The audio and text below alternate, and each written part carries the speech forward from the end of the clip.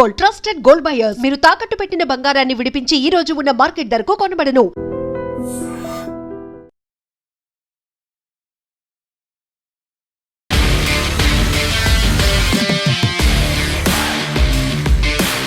నమస్తే, welcome to I dream weekend update with Kavitha. మళ్ళీ CBI enquiry కోసం కవితకి పిలుపు వచ్చింది. ఈ నెల 16న తను అటెండ్ అవ్వాలి. దీంతో పాటుగా ఫిరాయింపులకు సంబంధించి సుప్రీంకోర్టు నిర్ణయం స్పీకర్ తీసుకున్నటువంటి డెసిషన్కి అనుగుణంగా ఉందా? మళ్ళీ బీఆర్ఎస్ పార్టీ ఏం చేయబోతోంది? ఆపరేషన్ కగార్ నేపథ్యంలో మావోయిస్ట్ టాప్ లీడర్లు సరెండర్ అవుతూ ఉంటే దేవ్జీ మాత్రం నన్ను అరెస్ట్ చేశారు అనేటువంటి మాట ఎందుకు చెప్తున్నారు? వెలుగుమట్లలో ఏం జరిగింది? బోల్డ్ అన్ని వీకెండ్ అప్డేట్స్ ఉన్నాయి. మనతో పాటుగా ఉన్నారు పొలిటికల్ అనలిస్ట్ వి ప్రకాష్ గారు. ప్రకాష్ గారు నమస్కారం. సో ఫస్ట్ మనం లిక్కర్ కేసుకి సంబంధించి చూసుకుంటే, నేను కడిగిన ముత్యంలా బయటకు వచ్చాను, చాలా క్లీన్ చిట్ ఇచ్చింది అని చెప్పిన తర్వాత రౌజ్ ఎవెన్యూ కోర్టు ఇచ్చిన దాన్ని డిస్పోజ్ చేసింది హైకోర్టు. మళ్ళీ ఇప్పుడు విచారణకి రమ్మని సిబిఐ అధికారులు పిలిచారు. ఏం జరుగుతోంది నెక్స్ట్? వాస్తవంగా ఏంటంటే ఆయన ఛార్జెస్ ఫ్రేమ్ చేయాలి. ఏ కేసులోనైనా ఒక కంప్లైంట్ వస్తుంది. అది ప్రైవేట్ వ్యక్తి ఇచ్చినా, గవర్నమెంట్ ఇచ్చినా, సిబిఐ లాంటివి ఇచ్చినా, జడ్జి గారు ఏం చేస్తారంటే ఇలా ప్రైమా ఫేసి ఉందా, ఇందులో ఏమన్నా నేరం ఉన్నదని చెప్పడానికి తను కన్విన్స్ కావాల్సిన ఆధారాలు ఏమన్నా ఉన్నాయా అని చూస్తారు. చూసిన తర్వాత ఏం చేస్తారు, ఛార్జెస్ ఫ్రేమ్ చేస్తారు. ఇగో నీ మీద ఆరోపణ వచ్చింది, తను ఏదైతే నమ్ముతున్నాడో ఆధారాలు ఉన్నాయని వాటి మీద ఛార్జెస్ ఫ్రేమ్ చేస్తారు. అయితే ఛార్జెస్ ఫ్రేమ్ చేసేటప్పుడు ఆ జడ్జి గారు ఏం చేశారంటే మొత్తం రికార్డ్ అంతా చూశారు. 10,000 పేజీలు. 10,000 పేజీలో ఎక్కడ కూడా వీళ్ళు నేరం చేశారనే ఆరోపణే తప్ప ఎక్కడ ఆధారం లేదు. ఒక చిన్న ఆధారం కూడా లేదు. ఆధారాలు ఎక్కడ సంపాదించారు మరి వాళ్ళు? కేజ్రీవాల్ను కానీ, ఒక చీఫ్ మినిస్టర్ను జైల్లో పెట్టడం, ఒక చీఫ్ మినిస్టర్ డాటర్ను జైల్లో పెట్టడం, డిప్యూటీ సీఎంను 1.5 year, అంటే వాళ్ళకి ఏ ఆధారాల ప్రకారం వాళ్ళు చేశారు? సిబిఐకి, ఈడీకి ప్రైమా ఫేసి ఏం కనబడ్డది? ఈయనకు కనబడింది. అంటే వీళ్ళతో పాటు అరెస్ట్ అయిన శరత్ చంద్రారెడ్డి, అరబిందో ఫార్మా, అతను ఏంటంటే అప్రూవర్గా మారాడు. నేను డబ్బులు ఇచ్చింది నిజమే అని చెప్పేసి వాళ్ళ ముందు కమిట్ అయ్యాడు. అయితే confession before the police officer or CBI, ED is not admissible in the law. నేను ఒక అడ్వకేట్గా చెప్తున్నాను, అందరికి తెలిసిన విషయం ఇది. కాబట్టి ఆ జడ్జి గారు ఏం చేశారు, ఈ అప్రూవర్ ఇచ్చిన స్టేట్మెంట్ తప్ప వేరే ఏది లేదు, ఆధారాలు ఏది లేదు. మనీ రికవరీ కాలేదు, మనీ ట్రాన్స్ఫర్ అయినట్టు ప్రూఫ్ లేదు, మనీ క్యారీ చేసినట్టు ప్రూఫ్ లేదు. కవిత వెనకాల ఎవరో 2 సూట్ కేసులు మోసుకొచ్చినట్టుగా ఒక స్టార్ హోటల్ క్లిప్పింగ్ దొరికింది. అలా బట్టలు ఉండొచ్చు కదా, ఆమె సూట్ కేసు ఓపెన్ చేయలే కదా. మూడవది, ఈ శరత్ చంద్రారెడ్డి అరెస్ట్ కాగానే బెయిల్ కోసమని 5 కోట్ల రూపాయలు బీజేపీ అకౌంట్లో బాండ్స్ కొన్నాడు. తర్వాత ఆయన జైలు నుంచి బయటికి రావడానికి 25 కోట్ల రూపాయలు మళ్ళీ బాండ్స్ కొన్నారు. అంటే ఒక 30 కోట్లు ఇచ్చిన వ్యక్తిని బీజేపీకి అప్రూవర్గా మార్చుకొని ఈ కేసు పెడితే ఇది ఎట్లా చెల్తుంది? ఇదే విషయాన్ని రౌజ్ అవెన్యూ కోర్టు ఏం చేసిందంటే, ఈ సాక్ష్యాధారాలు లేవు కాబట్టి నేను ఛార్జెస్ ఫ్రేమ్ చేయలేను, మిమ్మల్ని అందరినీ విడుదల చేస్తున్నా అని చెప్పారు. ఇక వీళ్ళ గొంతులో వెలక్కాయ పడ్డది బీజేపీకి. ఎందుకంటే కవిత అట్లా ఉంచండి, ఒక సీఎంను నువ్వు ఆ సీట్లో కూడా కూర్చోకుండా సుప్రీంకోర్టు ఆంక్షలు పెట్టింది, ఆయనను తీసుకుపోయి జైల్లో పెట్టావు. ఉప ముఖ్యమంత్రిని 550 రోజులు జైల్లో పెట్టావు. ఈమె కూడా ఎమ్మెల్సీ కాకుండా అంతకుముందు ఆమె పార్లమెంట్ మెంబరు. ఎట్లా పెడతారు ప్రైమా ఫేసి లేకుండా? అందుకని ఇప్పుడు ఏదో కింద మీద పడి మళ్ళీ నోటీసులు ఇచ్చారు. ఏమనంటే ఆ సిబిఐతోని మళ్ళీ కొత్తగా ఎంక్వైరీలో కొత్త విషయాలు వెలుగులోకి తేవడానికి. వాళ్ళు కొండంత తవ్వినా కూడా ఎలుకని పట్టలేరు. నాకు కవిత మీద ఏం ప్రేమ లేదు, ఎందుకంటే ఆమె ఆ కుటుంబానికి, ఆ పార్టీకి చేసిన దానికి నాకు బాగా కోపం కూడా ఉంది. బట్ దేని దానికే మాట్లాడాలి. కడిగిన ముత్యమా కాదా పక్కకు పెట్టండి. కరప్షన్ చేసిందా లేదా, లిక్కర్లో ఇన్వాల్వ్ అయిందా లేదా నేను చెప్పా. బట్ సాక్ష్యాలు దొరికేదాకా, కేసును బిల్డ్ చేసేదాకా ఆమె నిర్దోషిగానే పరిగణించాలి. కోర్టు ఆమెను శిక్ష వేసేదాకా. ఇప్పుడు మళ్ళీ రివైవ్ చేస్తున్నారు. 16వ తారీఖు విచారణకు అటెండ్ అవ్వమని చెప్పిండ్రు, నోటీసులు ఇచ్చిండ్రు. జస్ట్ ఫర్ హరాస్మెంట్ అమ్మా ఇది. ఓకే, వాళ్ళని వేధించడానికే. నేను మళ్ళీ చెప్తున్నా, ఇంకా 10 ఏళ్ళైనా ఆ కేసులో సాక్ష్యాలు దొరకవు. ఒకవేళ నిజంగానే జరిగిందని అనుకుంటే, ఒకవేళ సాక్ష్యాలు లేవు కాబట్టి నిజమని అనుకోలేము. ఇది రాజకీయ నాయకులను వెంటాడడానికి బీజేపీ అనుసరిస్తున్న వ్యూహం అని చెప్పి మనం అనుకోవాల్సిన అవసరం ఉంటుంది. కానీ వాళ్ళు అనుకున్న ప్రయోజనం నెరవేరింది. ఈ సిబిఐ సాక్ష్యాలు తీసి కేసు పెట్టకపోయినా భారతదేశం మొత్తంలో థ్రెట్ కాబోయే వ్యక్తి కేజ్రీవాల్. ఢిల్లీని ఆయన లేకుండా చేశారు, రేపు పంజాబ్లో లేకుండా చేస్తారు. ఆయన మీద ఎందుకు కత్తి కట్టారు అని అంటే, గుజరాత్లో ఆయన 13% ఓట్ బ్యాంక్ క్రియేట్ చేసుకోగలిగాడు. నిన్న 13% చేసుకున్నాడు, రేపు 30% చేసుకుంటాడు. ఇంకా మోడీకి, అమిత్ షాకు గుజరాత్లో కేజ్రీవాల్ అడుగుపెట్టేదాకా పెద్ద పట్టించుకోలే. గుజరాత్లో కేజ్రీవాల్ అడుగుపెట్టిన తర్వాత ఇది తీశారు. ఇక్కడ కీలకమైన లింక్ కవిత ద్వారా పోయింది అనేది అప్రూవర్ చెప్పింది అన్నట్టు. కాబట్టి కవిత గారిని అందులో పెట్టి కేసీఆర్ గారిని దించేశారు. ఇక్కడ కూడా ఏంటంటే కేసీఆర్ టార్గెట్, కేజ్రీవాల్ టార్గెట్, వీళ్ళిద్దరు తప్ప బీజేపీకి దేశంలో థ్రెట్ లేదు. మమతా ఏమన్నా వేరే స్టేట్ పోవాలనుకుంటుందా? ఓన్లీ కేజ్రీవాల్ వేరే స్టేట్లలో పోయిండు, గవర్నమెంట్ ఫామ్ చేసిండు పంజాబ్లో. గుజరాత్లో 13% తీసుకున్నాడు. దేశం అంతా స్ప్రెడ్ అవుతున్నాడు స్లోగా. గోవాలో కూడా ఒక ఎమ్మెల్యే వచ్చింది. గోవాలో మళ్ళీ ఆయనకి ఏంటంటే ఒక క్రేజ్ ఉంది కేజ్రీవాల్ పట్ల ప్రజల్లో. నిజాయితీగా ఉంటాడు, ఇట్లా ఆఫీసర్ రిజైన్ చేసి వచ్చాడు, ఇప్పటిదాకా ఆయన మీద స్కాములు లేవు. కాబట్టి ఆయనను స్కామ్లలో పెట్టి ఇరికేయాలి. కేసీఆర్ ఏం చేశాడు? ఉన్నకాడు ఉండక 2 years ముందు భారత రాష్ట్ర సమితి అని చెప్పేసి మహారాష్ట్రలో డిస్టర్బ్ చేశాడు బీజేపీని. మహారాష్ట్రలో కొంత ఓట్ బ్యాంక్ టర్న్ అయింది. ఆయన కార్యకర్తలు వచ్చి బీఆర్ఎస్లో చేరారు. అందుకే ఈయనను ఇక్కడనే పరిమితం చేయాలి, ఈయనను దేశవ్యాప్తంగా పోనీయొద్దు, కాబట్టి ఇక్కడనే ఓడించాలని చెప్పేసి తన బలాన్ని తగ్గించుకొని సంజయ్ని వెనక్కి లాగి 45 సీట్లలో పోటీ ఇవ్వగలిగేది 15 సీట్లకు పరిమితమై 8 గెలిపించుకున్నాడు. అంటే తన బలాన్ని తగ్గించుకోవడానికి కారణం ఏంటంటే యాంటీ ఇన్కంబెన్సీ అనేది డివైడ్ కావద్దు. కాంగ్రెస్ గెలిచినా పర్లేదు, తెలిసిన శత్రువు వాళ్ళకి ఎక్కడ లేదు. కానీ కేసీఆర్ వస్తే మాత్రం ఈ రైజింగ్ ఎనిమీనే. ఆయన ఏమో dying enemy. Rahul Gandhi is dying enemy, KCR is rising enemy, Kejriwal is rising enemy. కాబట్టి మోడీ పర్పస్ సర్వ్ అయింది. ఇప్పుడు ఆ సిబిఐ ఏం ఎంక్వైరీ చేసినా అది ఫేస్ కోసమే, ఫేస్ సేవింగ్ కోసమే తప్ప నిజంగా వీళ్ళ మీద ఆధారాలు దొరికే అవకాశమే లేదు. మరి ఇప్పుడు ఫిరాయింపులకు సంబంధించి ఏమవుతుంది? ఇప్పుడు స్పీకర్ ఇచ్చినటువంటి ఒక నిర్ణయం ఏదైతే ఉందో, ఆయన ఆల్రెడీ నిర్ణయం తీసుకున్నారు కాబట్టి ఇంకా దీన్ని కంటిన్యూ చేయాల్సినటువంటి అవసరం లేదు అంటూ ఆ కేసును అయితే క్లోజ్ చేసింది. అంటే అక్కడ స్పీకర్ నిర్ణయం మీదే అవుతుందా? ఫిరాయింపులు జరగలేదని సుప్రీంకోర్టు భావించింది? కాదు, తొందరగా డెలివరీ చేయాలి తీర్పు. ఎందుకంటే నెలల కొద్ది, సంవత్సరాల కొద్ది స్పీకర్లు పెండింగ్ పెట్టుకుంటున్నారు అని చెప్పి పోయారు. స్పీకర్ తీర్పు ఇచ్చిన తర్వాత whether are good or bad, whether it is constitution పరంగా కరెక్టా కాదా అనేది చూడదు సుప్రీంకోర్టు. స్పీకర్ తీర్పు ఇచ్చారని డిస్పోజ్ చేశారు. రేపు మళ్ళీ వీళ్ళు వెళ్తారు స్పీకర్ ఇచ్చిన తీర్పు తప్పు అని. ఇది అబద్ధాలతో కూడుకున్నది, అసత్యాలతో కూడుకున్నది. ఒక రాజ్యాంగబద్ధమైన సీట్లో కూర్చున్న వ్యక్తి ఇంత దుర్మార్గంగా ఎన్నడూ వ్యవహరించలేదు భారతదేశ చరిత్రలో. నేను మళ్ళీ చెప్తున్నా, రాజ్యాంగం ఆమోదించిన దగ్గర నుంచి డిసెంబర్ 24, 1949 ఆ రోజు నుంచి ఈ రోజు వరకు ఒక రాజ్యాంగ స్థానంలో కూర్చున్న వాళ్ళు, గవర్నర్ కావచ్చు, ఇంకా రాష్ట్రపతి కావచ్చు, ఇంకెవరైనా కావచ్చు, ఈవెన్ జడ్జెస్ కూడా కావచ్చు, ఎంతోమంది తప్పులు చేశారు. కానీ ఇంత దరిద్రమైన తప్పు చేసిన వ్యక్తి భారతదేశ చరిత్రలో లేడు, ఇక రాడు. ఎందుకంటే ప్రజలందరికీ తెలిసిన ఒక నిజాన్ని నాకు సాక్ష్యం దొరకలేదంటే ఎట్లమ్మా? ఎలక్షన్ కమిషన్ వెబ్సైట్లో ఉంది. బీఫామ్ ఎవరిచ్చారు దానం నాగేందర్కి? బీఫామ్ ఇచ్చింది ఏ పార్టీ? ఏ గుర్తుపెట్టుకొని ఇంటింటికి పోయి ఓటు అడిగాడు. 3-4 లక్షల మంది ఓట్లేశారు. ఈ ఓట్లు ఎట్లా వచ్చినాయి? ఆయన ఏ పార్టీకి వచ్చినాయి? వాళ్ళ పేరు నాగేందర్ది ఉందా లేదా? బ్యాలెట్ పేపర్లు కొన్ని లక్షలు ప్రింట్ చేశారు. ప్రతి బ్యాలెట్ పేపర్లో దానం నాగేందర్ పక్కన ఏ గుర్తున్నది? అంటే ఇంతమంది ఓట్లేసి దానం నాగేందర్ కాంగ్రెస్ అని చెప్పి నమ్మి బ్యాలెట్ పేపర్లల్లో, ఎలక్షన్ కమిషన్ ప్రింట్ చేసిన బ్యాలెట్ పేపర్లల్లో దానం నాగేందర్ పక్కన చేతి గుర్తుంటే నాకు సాక్ష్యాలు దొరకలేదు. అంటే అక్కడ దానం నాగేందర్ ఇంకొక మాట అంటున్నారు, వ్యక్తిగత స్వేచ్ఛ అనేది ఉంటుంది. యాజ్ ఎ పర్సన్ గా నాకు కూడా ఒక ఫ్రీడమ్ అనేది ఉంది, దాన్ని నేను యూజ్ చేసుకున్నాను. దాన్ని ఎవరు కాదనలేదు. ఆయనే ఆ పార్టీకి రిజైన్ చేసి, ఇప్పుడు వ్యక్తిగత స్వేచ్ఛ చట్టాలకు అతీతంగా ఉండకూడదు. నాకు చాలా అత్యంత సన్నిహితుడు, అంటే ఒక బ్రదర్ లాగా దానం నాగేందర్, ఒక యంగర్ బ్రదర్ లాగా. But I don't tolerate this. నీకున్న స్వేచ్ఛ చట్టం పరిధిలో ఉంటుంది, నీ ఇష్టం వచ్చినట్టు ఉండదు.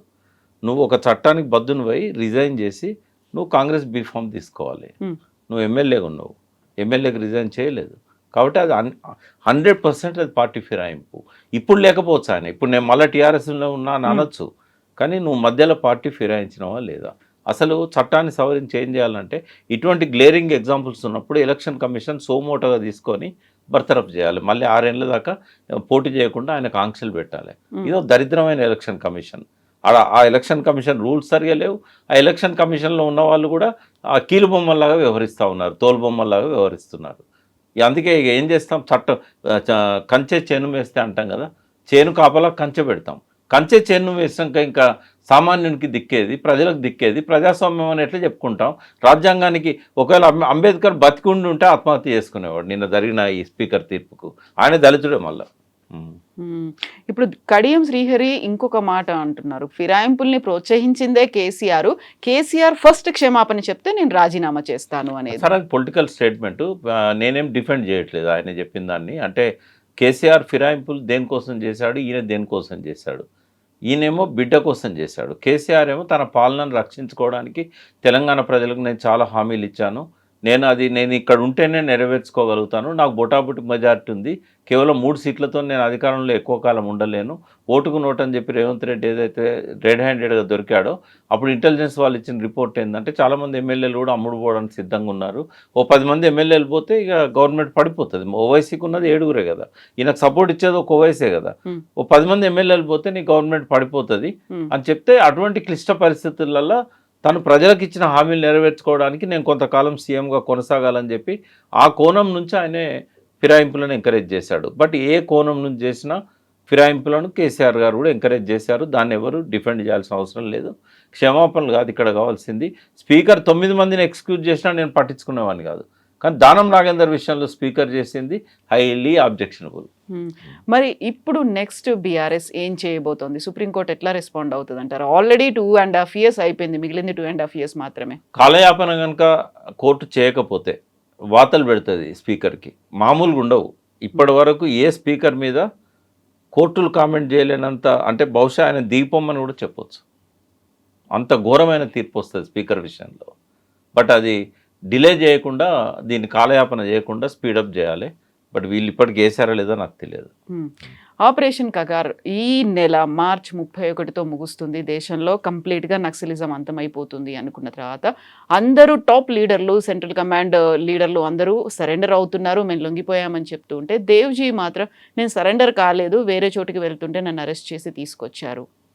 అంటే 2 విషయాలనే అమ్మా. ఒకటి దేవ్జీ గురించి మాట్లాడదాం, రెండోది ఆపరేషన్ కాగార్ గురించి మాట్లాడదాం. దేవ్జీ ఒకవేళ అరెస్ట్ అయ్యింది కదా, అరెస్ట్ అయితే ఆయన రివార్డ్స్ ఎవరికి పోతాయమ్మా? అరెస్ట్ చేసిన వ్యక్తికి పోతాయి. ఆఫీసర్ కానీ, ఇన్ఫర్మేషన్ ఇచ్చిన ఇన్ఫార్మర్కి కానీ వాళ్ళకు పోతాయి. దేవ్జీకి ఎందుకు వస్తుంది రివార్డు? దేవ్జీతో ఉన్న రాజిరెడ్డికి ఎందుకు వస్తుంది? బడే చొక్కారావుకి ఎందుకు వస్తుంది? వాళ్ళంటే గౌరవం నాకు. ప్రజల కోసం ప్రాణాలు చేయడానికి, సామాజిక ఆర్థిక రాజకీయాల మార్పు కోసం 40 ఏళ్ళు పోరాటం చేశారు అడవిలో ఉండి. మాలాంటి వాళ్ళం యంగ్ జనరేషన్లో చేయలేని పని, ఆ పార్టీని నమ్మి ఆ సిద్ధాంతాలను అనుసరించి చేయలేని పని వాళ్ళు చేశారు. కాకపోతే త్యాగాలన్నిటి గౌరవిస్తాం, కానీ ఆయన మాట్లాడే మాటలు పచ్చి అబద్ధాలు. మీరు కూడా అన్నారు కదా ఆయన అరెస్ట్ అయ్యారు అనే ఒక మాట. నేను అట్లా అనలే, లొంగిపోలేదు అన్న. లొంగిపోలేదు అంటే ఆయన చెప్తోంది నేను లొంగిపోలేదు, నన్ను అరెస్ట్ చేశారని. కాదు, అరెస్ట్ కూడా కాలేదు, లొంగిపోలేదు. అది అరెస్ట్ కాదు, అది లొంగిపోవడం కాదు. మరి ఏం జరిగింది అక్కడ? అదేం జరిగిందంటే యాక్చువల్గా ఇక్కడ కగార్ గురించి చెప్తాను నేను. కగార్ కంటే ముందు మన్మోహన్ సింగ్ గారి గవర్నమెంట్లో ఎక్కువ మంది నక్సలైట్స్ చనిపోయారు. మొత్తం మీరు చరిత్ర తీయండి, ఒక 10 years పీరియడ్ తీయండి, ఎందుకంటే గవర్నమెంట్స్ కూడా అట్లే ఉన్నాయి. నాన్ కాంగ్రెస్ గవర్నమెంట్ 1996 నుంచి 2004 దాకా ఉంది. కాంగ్రెస్ గవర్నమెంట్ 2004 నుంచి 2014 దాకా ఉంది. ఇట్లా మనం పీరియడ్స్ తీసుకోపోతే మొత్తం నక్సలిజం చరిత్రలనే అత్యంత ఎక్కువ మంది ఎన్కౌంటర్స్లలో చనిపోయింది మన్మోహన్ సింగ్ గవర్నమెంట్లో. బట్ ఆయన కంటే అమిత్ షా ఎక్కువ మంది నేను చంపలేదు, బట్ పట్టుదలతో పోయాడు. అలా ఆయన పాయింట్ ఆఫ్ వ్యూ నుంచి ఆయన అప్రిషియేట్ చేయొచ్చు. బట్ వీళ్ళందరూ కూడా May 31st పెట్టారు కాబట్టి లొంగిపోవట్లేదు. ఈ క్రెడిట్ నేను అమిత్ షాకి కానీ, మోడీకి కానీ, బీజేపీకి కానీ ఇవ్వదలుచుకోలేదు, కగార్కి ఇవ్వదలుచుకోలేదు. వీళ్ళ లోపల 2012 నుంచే ఒక మేధో మదనం అనేది స్టార్ట్ అయింది వాళ్ళ లోపల. ఒక గిల్టీ ఫీలింగ్ స్టార్ట్ అయింది. ఎందుకంటే అభిమన్యులాగా లోపలికి వెళ్ళారు, ముందు పోవడం తెలియదు, బయటికి రావడం తెలియదు. వెనక వద్దామంటేనేమో వాళ్ళకు ఈగో అడ్డం వచ్చింది. మనం ఇంతమంది చనిపోయాను కదా ఈ లైన్ను నమ్మి, ఈ లైన్ తప్పనంటే ఏమనుకుంటారో. అంటే మమతలు మమకారాలు ఎట్లా విప్లవకారునికి సంఖ్యలు కారాదో, తను తప్పు చేస్తున్నట్టు తెలిసినప్పుడు ఇంకేది పట్టించుకోవద్దు, బయటికి రావాలంతే. బట్ 2012లో చేయాల్సిన పని వాళ్ళ గొంతులు నొక్కేశారు. ఎవరెవరైతే మన లైన్ తప్పు, ఇది ఇట్లా పోవద్దని చెప్తారో వాళ్ళ గొంతులు నొక్కేశారు. డెమోక్రటిక్ సెంట్రలిజం అనేది ఉంటుంది కమ్యూనిస్ట్ పార్టీలలో. అదేంటంటే మెజారిటీ చెప్పిన దానికి మైనారిటీ కట్టుబడి ఉండాలి, దాన్ని వ్యతిరేకించదు, దాన్ని అనుసరించాలి, ఇష్టం ఉన్నా లేకున్నా అనుసరించాలి. సో అట్లా అందరి గొంతులు నొక్కుంటూ వచ్చాడు. ఎవరు? గణపతి. 2018కి వచ్చే వరకు ఇంకా ఆయన గిల్టీ ఫీలింగ్ అడ్డం వచ్చింది. వెనక్కి రాలేడు, ముందుకు పోలేడు. సింపుల్గా ఏం చేశాడు, బాధ్యతలను తీసి నంబాల శంకర్ ఆయనకి ఇచ్చాడు, ఆ, ఎవరు బిఆర్ దాదా అంటాం, బసవరాజు దాదా, అసలు పేరు పోయింది, ఇదే గుర్తొస్తుంది, నంబాల కేశవరావు. అయితే ఆయన ఏంటంటే బాధ్యతలు తీసుకున్న రోజు నుంచే గణపతితోనే కదా ఉన్నది ఆయన కేంద్ర కమిటీలో. ఈజ్ ఆల్సో ఎట్లా ముందుకు పోవాలనో తెలియని వ్యక్తి, లైన్ ఎట్లా ముందుకు తీసుకెళ్ళాలి, తుపాకు గొట్టం ద్వారా రాజ్యాధికారాన్ని ఎట్లా తీసుకురావాలి. ఎందుకంటే రోజు రోజుకు ప్రజల నుంచి దూరం అయిపోయి అప్పర్ హ్యాండ్ ఎవరిది అవుతుంది, సైన్యాన్ని అవుతున్నది. ఇప్పటి కాదు, 1996 నుంచి ఈ రోజు వరకు కూడా వీళ్ళు ప్రతిరోజు ఒక్కొక్క మెట్టే పడిపోతూ కోనేట్లో పడ్డారు. ముందు పోవాలన్నా తిరోగమన దిశలో 30 ఏళ్ళు నడిచింది పోరాటం, 96 నుంచి 2026 దాకా. దానిలో మెయిన్ కారణం ఏంటంటే ముందుకు ఎట్లా పోవాలనో తెలియకపోవడం, ప్రజల లోపలికి ఎక్కువ ఎట్లా వ్యాపించాలనో తెలియకపోవడం, ప్రజల లోపల షెల్టర్స్ లేకపోవడం, ప్రజలకు దూరం కావడం, ప్రజల లోపల ఉద్యమాలను నిర్మించలేకపోవడం. ప్రజా సంఘాలను నిషేధించిన తర్వాత చంద్రబాబు నాయుడు నిషేధించాడు, నేదురుమల్లి జనార్దన్ రెడ్డి నిషేధించిన తర్వాత ఎన్టీ రామారావు తన తప్పు తెలుసుకున్నాడు, అప్పుడు ఆయన నిషేధించాడు. 1984 నుంచి 85లో మళ్ళీ ఎన్టీ రామారావు వచ్చినాక 89 దాకా ఆయన ఉన్న పీరియడ్లో ఒక 70-80 మందిని మాయం చేశాడు ఎన్టీ రామారావు. నక్సలైట్లే దేశభక్తులు అని చెప్పి అధికారంలో పోయిన వ్యక్తి 70-80 మందిని ఎవరు చేయనట్టు మాయం చేశాడు. డైరెక్ట్ జైల్లోకి వెళ్ళి బయటికి రాగానే అరెస్ట్ చేయడం, తీసుకుపోయి శవాలుగా మార్చడం, బొంద పెట్టడం, తల్లిదండ్రులకు కూడా చెప్పకుండా. ఇంత ఘోరంగా నక్సలైట్లను మాయం చేసిన వ్యక్తిని కోరలేరు. వీళ్ళన్న కనీసం కాల్చి పడేస్తే బాడీని తెచ్చుకుంటారు. అప్పుడు ఏమైంది, ఈయన చేసిన దానికి తెలంగాణ భగ్గుమన్నది, ఆయనతో సహా ఆయన పార్టీని బొందబెట్టినాక మళ్ళీ అధికారంలోకి వచ్చాడు. అప్పటికేమైంది, నక్సలైట్ల మీద నిషేధం ఉంది, నేదురుమల్లి జనార్దన్ రెడ్డి ఆయన పేల్చేయాలని చెప్పేసి ఒక బాంబు పెట్టారు. వెంటనే ఆయన ఏం చేశాడు, నిషేధం వేశాడు అన్ని ప్రజా సంఘాలను, అన్ని పార్టీతో సహా. ఎన్టీ రామారావు వచ్చి ఏం చేశాడు, నేను నిషేధం ఎత్తేస్తా అని ఎన్నికల హామీ ఇచ్చి, సరే అందరు కూడా ఆయనకు నిషేధం ఎత్తేస్తా అన్నాడు కదా అని ఎప్పుడు ఇవ్వనంత మెజారిటీ ఇచ్చారు. మామూలుగా లేదు, ఓన్లీ కాంగ్రెస్ని 26 స్థానాలకు పరిమితం చేశారు ఆ రోజుల్లో. చంద్రబాబు రాగానే వెంటనే నిషేధం విధించాడు. ఆ పీరియడ్ ఏదైతే చంద్రబాబును అదే కోపంతో వాళ్ళు లేపేయాలని చూశారు. అట్లా ఇదంతా జరుగుతూ వచ్చింది అన్నట్టు ఈ నిషేధం అంతా కూడా. ఆ టైంలోనే 96లో ఎక్కువ మందిని ఎన్కౌంటర్లో చంపేశాడు, పులి అంజయ్యతో పాటు రాష్ట్ర కార్యదర్శి. అప్పుడు ఏంటంటే వీళ్ళకు సీతారామయ్య లేడు, సీతారామయ్యకి అల్జిమీర్, పార్కిన్సన్ లాంటి డిసీజెస్ వచ్చి ఆయన ఏం మాట్లాడుతున్నాడో అర్థం కాని పరిస్థితిలో ఉండే. అందుకని ఆయన లాభం లేదని చెప్పి అయినా కూడా ఆయన పిచ్చిగా మాట్లాడుతుంటే సస్పెండ్ చేశారు ఆయన్ని. గణపతి గారికి ముందుకు ఎట్లా పోవాలనో తెలియదు, కేంద్ర కమిటీకి కూడా తెలియదు. కిషన్ జీ ఉన్నాడు, నల్లా ఆదిరెడ్డి ఉన్నాడు. ఆ సంక్షోభంలో ఏం చేశారు, మళ్ళీ తెలంగాణను బయటికి తీశారు. ఏ తెలంగాణ ఉద్యమం అయితే సప్రెస్ చేయబడి వీళ్ళు అడవిలో పోయారో అదే తెలంగాణ మళ్ళీ దిక్కైంది. ఎప్పుడైతే తెలంగాణ ఉద్యమం మొదలైందో ఇంకా వాళ్ళ దగ్గర రిక్రూట్మెంట్ లేదు, వాళ్ళ క్యాడర్ అంతా కూడా తెలంగాణ ఉద్యమంలోకి వచ్చారు. సఫకేషన్లో ఉన్న వాళ్ళకు ఒక వెంటిలేషన్ లాగా తెలంగాణ పనిచేసింది. అట్లా తెలంగాణ ఉద్యమంలోకి వచ్చిన తర్వాత ఇక్కడ తెలంగాణలో రిక్రూట్మెంట్ పోయింది.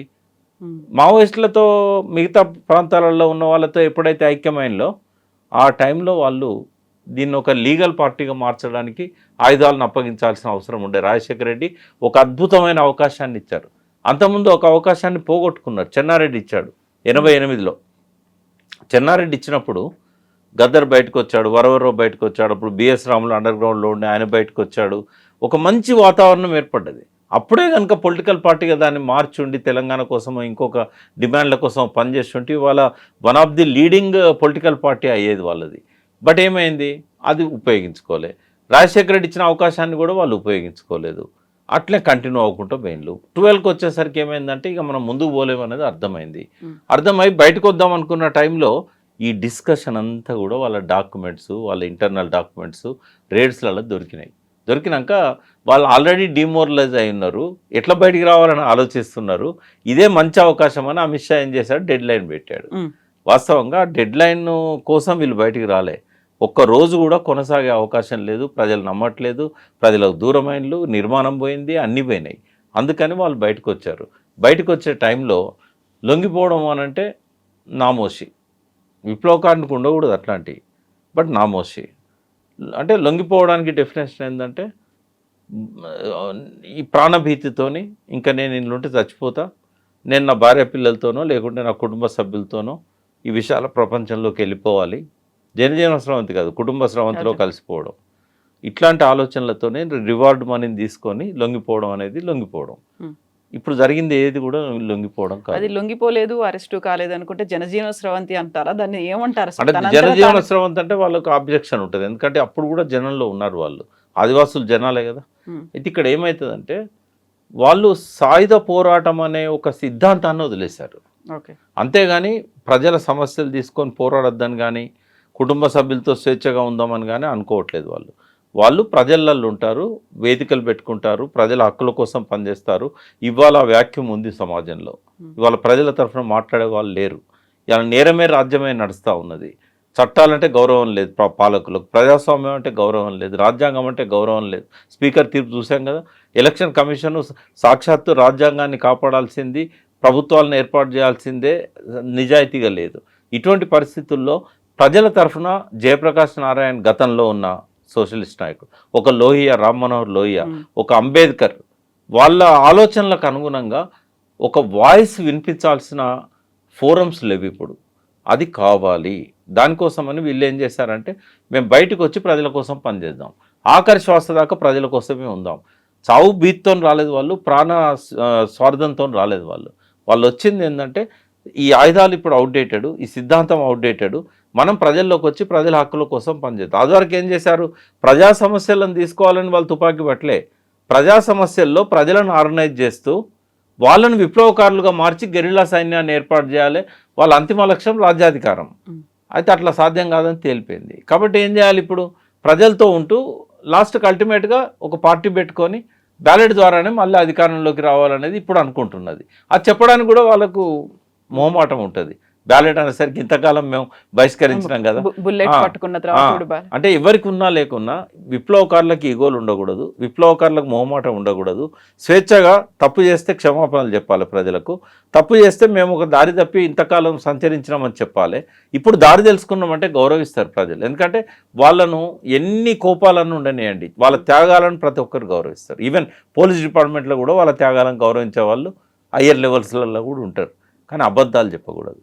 దేవుజీ చెప్పింది పచ్చి అబద్ధం.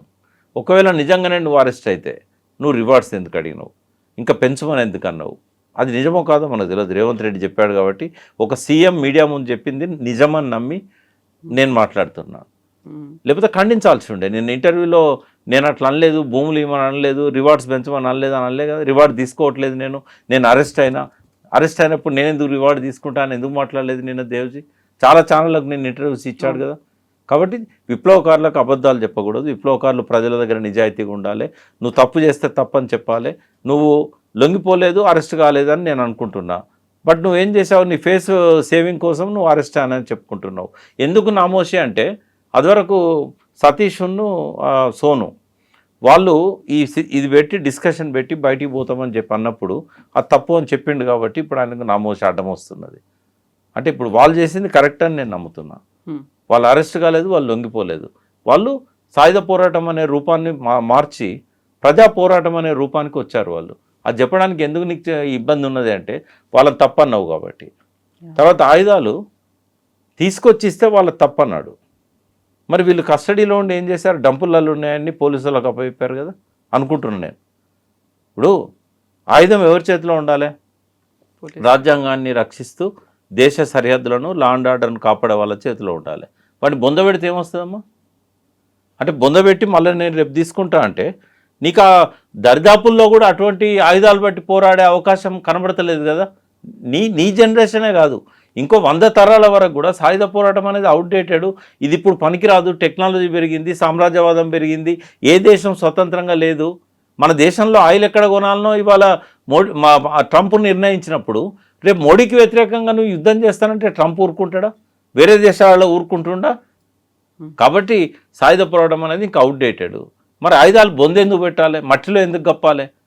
అవి దేశ రక్షణకు ఉపయోగపడే పోలీసులకు సైన్యానికి అప్పచెప్తే తప్పేంది? సోను చేసింది ఎట్లా తప్పు అవుతుంది, సతీష్ చేసింది ఎట్లా తప్పు అవుతుంది? తక్కలపల్లి వాసుదేవరావు గారు, నేను ఈ మధ్య ఆయనతో 2 రోజులు ఉన్నాను, ఎట్లా తప్పు అవుతుంది? అది ఇక్కడ ఏంటంటే వాళ్ళని నేను వద్దన్నా కదా, కాబట్టి నేను ఆ రకంగా వస్తే ఇది నేను ముందు మాట్లాడిన తప్పు అయింది కదా. అంటే ఈగోలు అవసరమా? ఇటువంటి వాళ్ళ చేతులు నా నక్సలైట్ ఉద్యమం ఉన్నది ఇన్ని సంవత్సరాలు, ఇన్ని దశాబ్దాలు, ఇటువంటి వాళ్ళ చేతుల్లో ఇంతమంది బలైపోయినలే. అంటే వాళ్ళ మెచ్యూరిటీ ఏ స్థాయిలో ఉంది? చాలా ఎక్స్పెక్ట్ చేశాను నేను. ఆయన కార్యదర్శి కాలేదు, కానీ కార్యదర్శిగా ప్రకటించగలిగిన వ్యక్తి ఆయనే. రేపు వాళ్ళ కమిటీ మీటింగ్ అయి ఉంటే ఆయన దేవజీ సెక్రటరీ అయ్యాడు. ఏంది ఇది? ఈ చైతన్యమా నీకున్నది? వెలుగు మట్లలో ఏం జరిగింది అక్కడ? బాధ్యులు ఎవరు, బాధితులు ఎవరు? ఆందోళనలు అయితే జరిగినాయి. ఆ తర్వాత మళ్ళీ మేము ఇల్లు కట్టించి ఇస్తామని ప్రభుత్వం కూడా చెప్పింది. మంత్రుల వెకిలి స్వభావం వెలుగులోకి వచ్చింది వెలుగు మట్లలో. వాస్తవంగా జరిగింది ఏంటంటే, ఈ ప్రభుత్వంలో ఉన్న 3 మంత్రులకు కానీ ముఖ్యమంత్రికి కానీ ఆ భూముల మీద హక్కు లేదు. అది భూదాన్ భూములు. భూదాన్ భూములు వినోబా భావే 70 ఏండ్ల కింద సేకరించి ఈ మూర్ఖుల చేతుల్లో పెడితే ఈ ప్రభుత్వాలు వీళ్ళు వాటిని కాజేస్తాయని చెప్పి ఎవ్వరికి స్వేచ్ఛ ఇవ్వకుండా భూదాన్ బోర్డు అనేది ఏర్పాటు చేసి దాని పార్లమెంట్లో ఒక చట్టాన్ని చేయించి ఆ బోర్డుకు ఒక కమిటీని వేసి నమ్మలేదు ఆయన ఈ ప్రభుత్వాలను. అటువంటిది ఈ మంత్రులకు ఎవడిచ్చిండమ్మా అధికారం దాన్ని కూల్చడానికి? ఫస్ట్ అసలు గవర్నమెంట్ భూములే కాదు కదా, ఇప్పుడే కాదు, 100 ఏళ్ల కింద కూడా గవర్నమెంట్ భూములు కాదు అవి. 1938 సేత్వార్ తీస్తే ఫస్ట్ సర్వే అప్పుడు జరిగింది నిజాం గవర్నమెంట్లో. అవి భూస్వాముల భూములు, దేశముఖుల భూములు అవి. ఆ భూములను వాళ్ళు స్వచ్ఛందంగా వినోబా భావే చేతిలో పెట్టారు. ప్రైవేట్ భూమి అది. వినోబా భావే బోర్డు ఏదైతే ఉన్నదో ఆ భూమిలో కొంత భాగాన్ని 60 ఎకరాలు ఉంటే 31 ఎకరాన్ని ఒక 1900 మంది పేర్ల మీద పట్టాలు ఇచ్చి మీరు కట్టుకొని ఉండండి అని చెప్పి ఇచ్చింది. రాజేందర్ రెడ్డి దాన్ని కన్ఫెస్ చేశాడు మీడియా ముందట, నేనే ఇచ్చాను. ఆయన అప్పుడు భూదాన్ బోర్డు చైర్మన్. మనం గౌరవించాలి ఆ స్థానాన్ని. ఆయన ఎటువంటి వాడైనా పక్కకు పెట్టండి. ఆయన ఇచ్చిన పట్టాలను రద్దు చేసే అధికారం కానీ కూల్చేసే అధికారం కానీ 3 మంత్రులకు కానీ ప్రభుత్వానికి కానీ లేదు. ఫస్ట్ కూల్చేయడం తప్పు, వాళ్ళకి అధికారం లేని కాడ. ఇప్పుడు దాని మీద హైకోర్టు పోయారు వీళ్ళు. దానికి నష్టపరిహారం ఇవ్వాల్సి వస్తుంది, వాళ్ళని అభిశంసన కూడా చేస్తుంది కోర్టు వాళ్ళ మీద. సెకండ్ ఏంటంటే మళ్ళీ పట్టాలు ఇచ్చారు మీరు పేడ్ ఆర్టిస్టులను వాళ్ళను రెవెన్యూ మంత్రి మీడియా సాక్షిగా అవమానపరిచాడు. మరి పేడ్ ఆర్టిస్టులు కదా వాళ్ళకి పట్టాలు ఎట్లా ఇచ్చావు? నువ్వు కూలగొట్టినీళ్ళు 600 పైన ఉన్నాయి, 400 ఎందుకు ఇచ్చావు? రెండవది, అక్కడున్న మిగతా 30 ఎకరాలు వీళ్ళ మనుషుల చేతుల్లో ఉన్నాయనేది అక్కడ వాళ్ళు చెప్తున్నారు. వాస్తవంగా భూమి పోరాటం చేసింది ఇప్పుడు నిరాదీక్ష చేసిన వాళ్ళు కాదు, ఈ పోయి జెండాలు పెట్టిన వాళ్ళు కాదు, క్లెయిమ్ చేసుకునే వాళ్ళు ఎవరు కాదు, ప్రతిపక్ష పార్టీ కూడా కాదు. అది ఓపీడీఆర్ యూసీసీఆర్ఐ ఎమ్మెల్యే అని దేవులపల్లి వెంకటేశ్వరరావు గారికి సంబంధించిన విప్లవ కమ్యూనిస్ట్ పార్టీ అది. నేను అందులో తెలంగాణ రీజనల్ కమిటీ మెంబర్గా 3-4 ఏళ్ళు పనిచేశాను 80sలో. వాళ్ళు ఎప్పుడు ఈ బెదిరించుడు, దళాలు, తుపాకులు ఇవి ఉండవు. వాళ్ళు ప్రజల సమస్యలు తీసుకొని ప్రజల మధ్య ఉండి ప్రజల హక్కుల కోసం పోరాడేవాళ్ళు. అటువంటి వాళ్ళు ఆ భూమిని భూదాన్ బోర్డు నుంచి వీళ్ళకి పట్టాలు ఇప్పించారు. వాళ్ళేం లంచాలు తినేటోళ్ళు కాదు, వాళ్ళ మీద ఆరోపణ చేసినట్టు. వాళ్ళు అక్కడ సౌకర్యాల కోసం కొంత మనీ కలెక్ట్ చేశారు తప్ప వేరే ఏం చేయలేదు. నేను 100% ఐఎమ్ సపోర్టింగ్ దెమ్. వాళ్ళ ఎర్రయ్య గారు ఉండే మాతో పాటు అప్పుడు ఆ కమిటీలో, అతను కూడా మెంబరే, ట్రైబల్, ఆయన ఆధ్వర్యంలో జరిగింది అది. అంత నిజాయితీగా జరిగిన వ్యవహారాన్ని అంతా ఇవాళ కలెక్టర్ ఆఫీస్ కేసీఆర్ అక్కడ కట్టకపోతే గొడవ రాకపోతుండే. కలెక్టర్ ఆఫీస్ అక్కడ కట్టే వరకు ఖమ్మంకు 3 కిలోమీటర్ల దూరంలో ఉండే వరకు ఈ మంత్రులకు అందరికీ కళ్ళు గుట్టినాయి. ఇక పక్కనున్న 30 ఎకరాల భూదాన్ భూములను ఆక్రమించుకున్నారు. రెవెన్యూ రికార్డులకి వెళ్ళి తీసేసిన్లు. కానీ ఇప్పటికీ పాత రికార్డ్స్ అన్నీ అవైలబుల్ ఉన్నాయి, వాళ్ళ దగ్గర కూడా ఉన్నాయి. రికార్డు మాయం చేసినంత మాత్రాన భూమి మాయమవుతుందా? సో ఇప్పుడు ఏంటంటే అక్కడ ₹1,00,000 గజం ఉన్నది. ఒకప్పుడు అది ₹1,000 కూడా గజం లేని భూమి. అయితే వీళ్ళందరూ ఆకాశ ఆర్మాలు కట్టాలనుకుంటారు కలెక్టర్ ఆఫీస్ చుట్టూ. ఈ కబ్జా పెట్టిన వాళ్ళంతా మల్టీ స్టోర్డ్ హైరైజ్ బిల్డింగ్స్ కట్టాలనుకున్నారు. వీళ్ళ మధ్యలో అది వెక్కిరిచ్చినట్టుగా స్లమ్ లాగా ఉంటుంది కదా, అది ఓర్వలేక చూడలేక వీళ్ళు చేసిన పనమ్మ ఇది. చాలా దుర్మార్గమైంది. రెవెన్యూ మినిస్టర్ ఒకప్పుడు చేతి సంచితో తిరిగేవాడు, కారు కూడా లేదు, ఆటోలలో తిరిగేవాడు. అటువంటి వ్యక్తి ఇవాళ ఆయన కూడా ఆకాశ ఆర్మల్ లాగానే ఎగబాకాడు పైకి. ఇటువంటి పనులు ఎందుకు చేయాలి వీళ్ళు? మళ్ళీ ఎందుకు ఇవ్వాలి? కూలగొట్టిన తర్వాత మళ్ళీ ఎందుకు ఇవ్వాలి? నిజంగానే అది గవర్నమెంట్ భూ అన్నావు, నువ్వు కూలగొట్టావు, అప్పుడే ఇవ్వచ్చు కదా. వీళ్ళందరూ కష్టపడి అప్పులు చేసి ఇండ్లు కట్టుకున్నారు. ఈ ఇంగిత జ్ఞానం అప్పుడెందుకు లేదు? ఎంక్వైరీ చేయడానికి ఎందుకు మీరు ప్రయత్నం చేయలేదు? ఇది రేవంత్ రెడ్డి ప్రభుత్వానికి ఒక చెరగని మచ్చ. ఈ మంత్రుల యొక్క నా గౌరవం ఉండేది, తుమ్మల అన్న గౌరవం ఉండేది, బట్టి అన్న గౌరవం ఉండేది, ఈయన రెవెన్యూ మినిస్టర్ అన్న గౌరవం ఉండేది. 3 కూడా తెలిసిన వాళ్ళే. ఇలా వాళ్ళ గౌరవాన్ని మూసిలో పడేసుకున్నారు, డ్రైనేజ్ పాలు చేసుకున్నారు. ఏం చేస్తారు? ఇంకొకటి, ఇవాళ ప్రపంచ నదుల దినోత్సవం. పర్యావరణవేత్తలకు, మీడియాకు, మీలాంటి వాళ్ళందరికీ శుభాకాంక్షలు. నదుల పవిత్రతను కాపాడాలి. మూసీది కూడా మనం ఈ సందర్భంగా ఒక మాట మాట్లాడుకుందాం. నది నది కోసము, నది మన కోసం, నది బయోడైవర్సిటీ కోసం, నది కేవలం బ్యూటిఫికేషన్ కోసమే కాదు. నదిలో బ్యూటిఫికేషన్ ఉంటే కాదనం, బ్యూటిఫికేషన్ కోసం నదిని బలి చేయకూడదు. అప్పుడు గాంధీ బొమ్మ పెట్టొచ్చు కానీ నదిలో పెట్టకూడదు. బాపు ఘాట్ అనేదే ఇవాళ అంటే దాన్ని బఫర్ జోన్ అంటుంది. నదికి బఫర్ జోన్ ఉండదు, నదికి ఫ్లడ్ ప్లేన్స్ ఉంటాయి. అంటే ఫ్లడ్ ఎక్కువ వచ్చినప్పుడు ఎంత దూరం పోతుంది, దాని బఫర్ జోన్ అనేది చెరువుకుంటుంది. ఎఫ్టీఎల్ అనేది కూడా చెరువుకుంటుంది కానీ నదికి ఉండదు. ఇప్పటికీ ఇదే అజ్ఞానం కొనసాగుతూ ఉంది మన డిపార్ట్మెంట్స్లలో, మన ప్రభుత్వంలో. దీనికి కూడా బఫర్ జోన్ అంటారు, దీన్ని ఎఫ్టీఎల్ అంటున్నారు. నేనేమంటున్నా అంటే ఈ నదిని కాపాడుకుందాం, నది పవిత్రతను కాపాడదాం, సుందరీకరణ కంటే ముందు శుద్ధీకరణ చేద్దాం అని రేవంత్ రెడ్డి గారికి మీ ద్వారా ఈ పవిత్రమైన ఈ ప్రపంచ నదుల దినోత్సవం రోజు మీ ద్వారా అప్పీల్ చేస్తున్నా. Thank you so much. Thank you.